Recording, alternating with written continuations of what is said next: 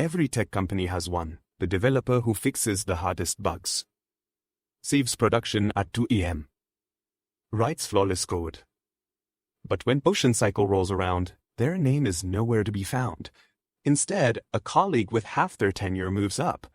It's a frustrating reality for thousands of programmers. If software engineering is a technical discipline, there's a clear disconnect explaining why top-tier coding skills so frequently lead to career stagnation.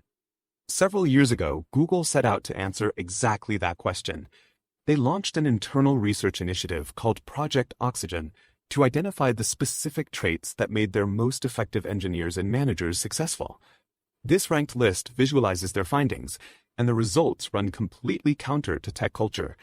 Out of the top 8 traits of high-performing employees, technical expertise ranked dead last. It was entirely eclipsed by skills like listening well, supporting collaboration, and making connections across teams. This data directly contradicts how developers are trained. Universities and coding bootcamps spend years drilling students on data structures, cloud architecture, and algorithms. They teach engineers to think with absolute precision, treating any ambiguity as a bug to be patched. But humans are not compilers. We don't process information with strict, emotionless logic like a machine reading lines of binary. Writing excellent code is the entry requirement to get you hired. Mastering how you communicate about that code is the mechanism that dictates how far you actually go. When developers apply their strict, exact coding habits to human conversations, they fall into the precision trap. They communicate just enough information to satisfy their own logical checklist, leaving everyone else completely in the dark. Imagine an engineer spends 3 grueling days building a complex new search feature. They test it, push it to staging, and drop a single message into the team chat. Done. It works. To the engineer, that is a 100% accurate statement. To the product manager reading it, it's a source of immediate panic. Was it tested on mobile? Are there older iOS edge cases? When exactly is the deployment happening? The code is flawless, but the lack of shared context creates an immediate roadblock. To fix this, effective engineers borrow a structural tool from military leaders. This geometric pyramid represents the BLUF framework, which stands for bottom line upfront. You state the most critical takeaway at the absolute top and support it with context and details underneath. Apply BLUF to that status update, and the message transforms. Now, the top tier states the feature is deployed to staging. The middle tier confirms it was tested across mobile and desktop. The bottom tier flags a known issue with slow 3G connections. The product manager has all their questions answered before they even have to ask. Precise code loses its value to a business if the context around it isn't communicated with equal precision. That same need for precision applies to the most volatile touchpoint in any engineering team, the pull request. A pull request, or PR, is the process where developers submit their new code for teammates to review and approve before it goes live. This is where communication often breaks down. A developer submits a massive new authentication module and receives a comment like this. It's blunt, subjective, and offers absolutely zero guidance on what the correct approach should be. This kind of feedback attacks the engineer instead of analyzing the logic. It forces the developer to become defensive, breeds mistrust within the team, and grinds your deployment velocity to a complete halt. To deliver criticism without the collateral damage, senior leaders rely on this 3-step sequence. It's called the SBI framework: situation, behavior, and impact.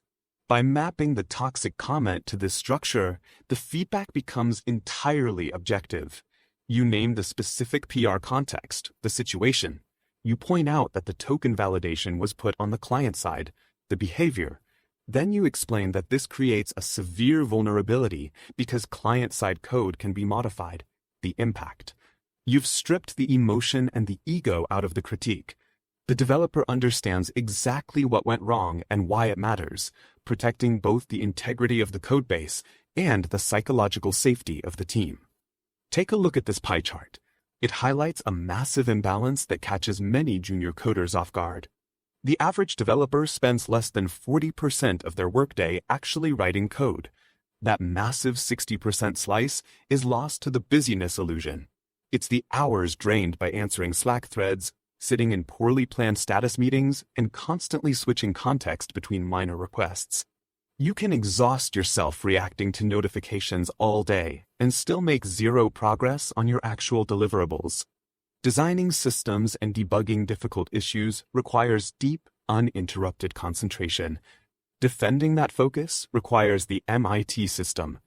MIT stands for Most Important Task, and it acts as a daily shield against reactive distractions.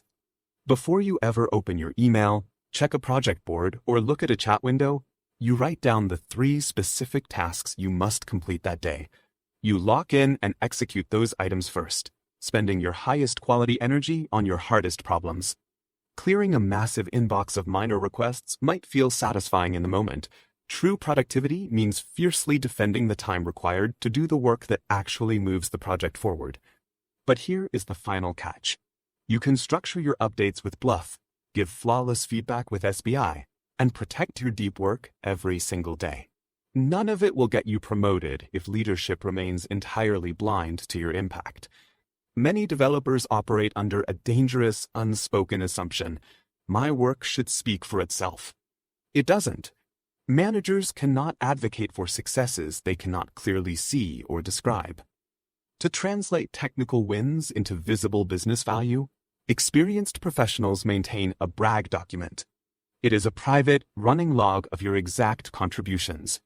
Whenever you resolve a major production incident, optimize a database query that saves server costs, or spend an afternoon mentoring a junior teammate, you log it. You attach the date, the specific action, and the measurable result. At the end of the week, you distill that log into a concise 3-bullet-point update for your manager. It keeps leadership constantly aware of your value, providing them with the exact data they need to justify your advancement during the next performance review. The path to technical leadership is built on these habits. Every staff engineer and project lead eventually learns that their career trajectory is defined by the clarity they create between people. If you want to master the specific frameworks that separate the coders who stall out from the engineers who lead, Atul Sharma's book, Code and Communicate, is your blueprint. Sharma distills 2 decades of real-world experience managing complex technical projects. He provides the exact scripts and strategies you need to speak up confidently in meetings, align distributed teams, and keep your head straight when the production servers crash and everyone is watching.